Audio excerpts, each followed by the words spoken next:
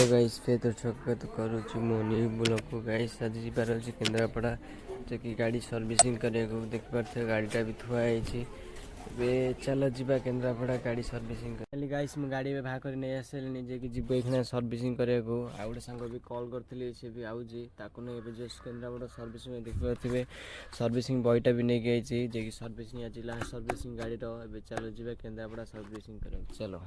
guys गोटे सांगटा पहुँच देख पारे से बस आम जीव सर्विसिंग करे चलो जी सर्विसिंग तो गाइस अपन मैंने देखिपारे आम आइलु पेट्रोल पंप जाकि गाड़ी में पेट्रोल पकड़ फाइनाली आम पेट्रोल पकईकि जीवा केन्द्रापड़ा फाइनाली गाइस आम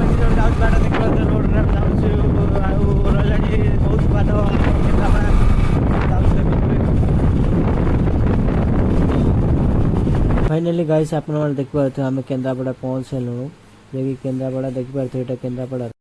तो गाइस देखिपारे आम दबे शोरूम में पहुँच लुणु देखिए होंडा शोरूम बे तो सर्विसिंग कर